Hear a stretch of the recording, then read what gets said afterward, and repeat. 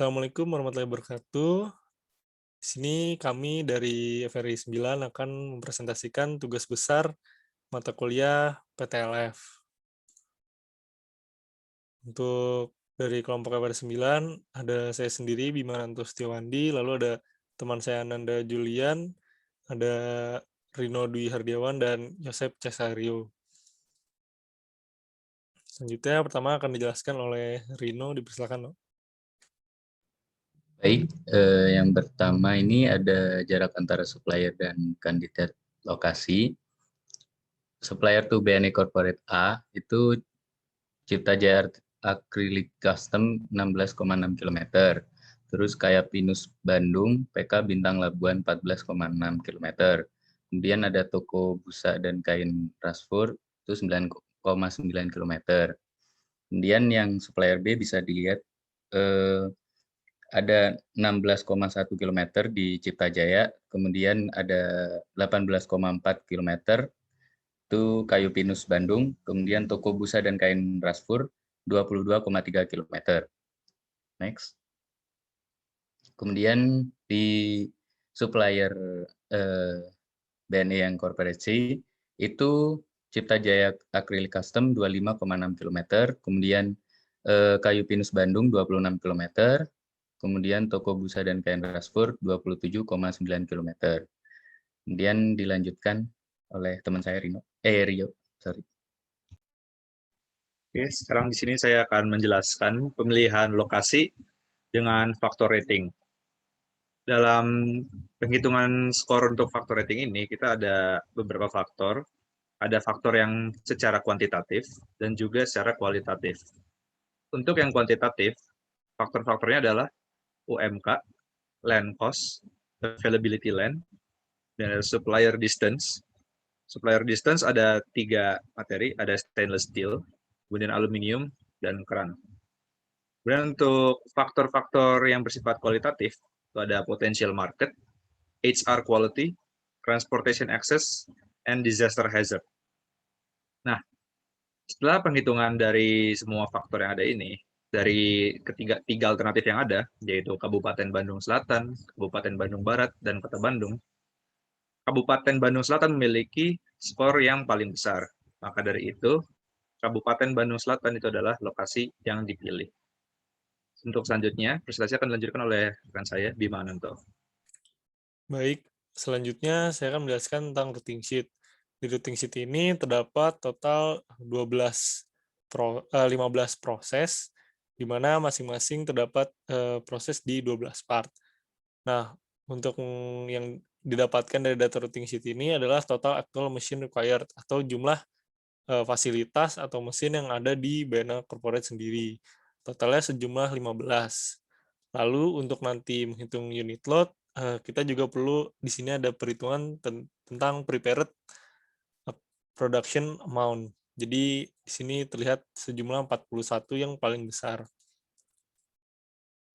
Lalu untuk material handling equipment yang digunakan oleh perusahaan kami yaitu troli dengan dimensinya sebesar 1,1 kali 0,7 kali 0,7 meter dengan kapasitas yang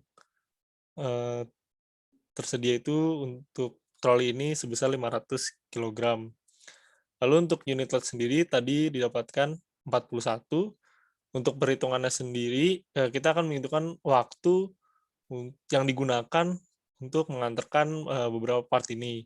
Di sini kita menggunakan faktorisasi 1 dan 41, dan didapatkan waktu untuk unit load 1 itu selama 1912, dan untuk 41 itu sebesar 1134. Maka di sini unit load yang terpilih adalah 41. Dengan menggunakan MAH paling banyak itu sebanyak 4 buah. Lalu di sini ada perhitungan ongkos material handling. Untuk perhitungan ongkos material handling ini terdapat depresiasinya sebesar 1,4 juta 224.000 setiap tahunnya. Lalu di BNA Corporate sendiri working days-nya setiap bulan selama 20 hari dan untuk waktu kerjanya selama 8 jam per hari. Ada biaya maintenance seperti spare part 1 set roda dan oli pelumas yang biasanya beli setiap bulan. Lalu untuk troli sendiri tidak menggunakan biaya elektrik atau biaya listrik, hanya ada biaya operator sebesar 12.967.000 setiap bulannya. Lalu dari data semua di atas, dihitunglah total cost-nya per harinya sebesar 657.303. Lalu didapatkan juga total distance dari perhitungan di layout sejauh 738 meter. Maka didapatkan material handling cost-nya untuk per meternya sebesar Rp890,65. Selanjutnya akan dijelaskan oleh teman saya, Nanda Julian. Oke, setelah kita sudah mendapatkan biaya untuk pengantaran material handling per meternya, di sini kita menghitung from to chart dari pengiriman barang ke setiap area dan workstation. Di sini ada 5 area dan 15 workstation dan mempunyai total biaya masing-masing sesuai dengan jaraknya masing-masing. Next. Dan selanjutnya, setelah kita menentukan jarak dari rutenya, kita menentukan dimensi production floor-nya. Untuk dimensi production floor ini,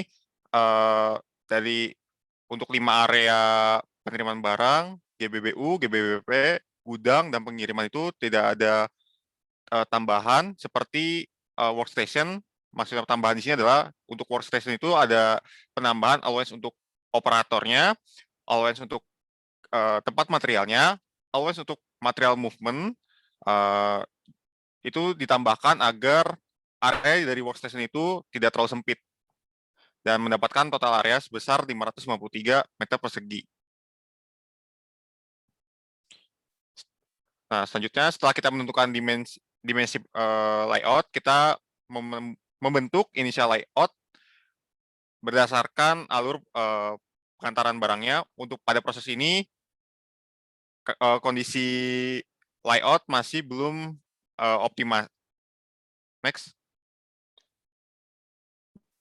Nah, karena tadi kondisi initial layout belum optimal, kita perlu menyesuaikan dengan activity relation chart dan area allocation diagram. Gunanya adalah kita menentukan apakah workstation ini layak untuk saling berdekatan, bila mana ada 2 workstation yang tidak dapat berdekatan, itu perlu dijauhkan. Seperti misalnya ada dampak yang memberikan buruk untuk workstation yang terkait. Selanjutnya, next. Setelah kita membentuk result AAD, di sini kita membuat lagi initial layout setelah ARC. Di sini mulai terbentuk initial layout yang sudah mulai optimal. Selanjutnya, next. Agar nilai dari cost dari material handling itu lebih minimasi, kita melakukan penghitungan di WinKSB untuk lebih mengoptimalkan pengiriman material dan meminimasikan cost dari pengiriman. Oke. Selanjutnya saya akan share screen untuk layout dari SketchUp.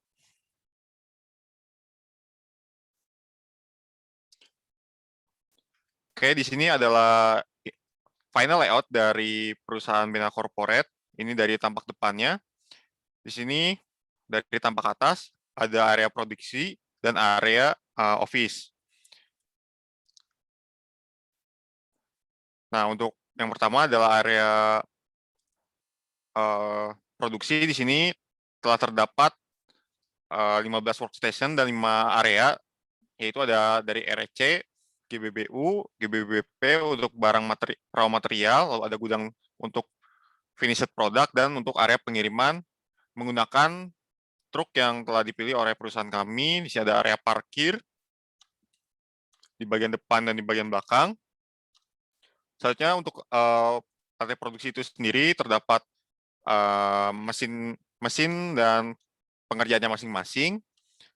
Lalu juga untuk melengkapi area produksi ini terdapat juga area office. Area office ini terdiri dari 2 lantai yang kita desain. Yang pertama itu untuk area para karyawan biasa seperti manajer dan bagian sales. Lalu ada dilengkapi juga dengan ruang rapat, dan di lantai 2 diisi oleh ruangan CEO seperti berikut. Dan untuk tambahannya lagi itu ada seperti kamar mandi, toilet, untuk bagian office dan bagian production.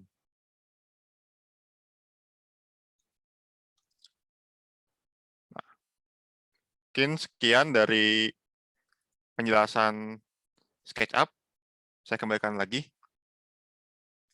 Baik, mungkin itu saja yang bisa ditampilkan dari kami. Kurang lebihnya mohon maaf. Sekian, wassalamualaikum warahmatullahi wabarakatuh.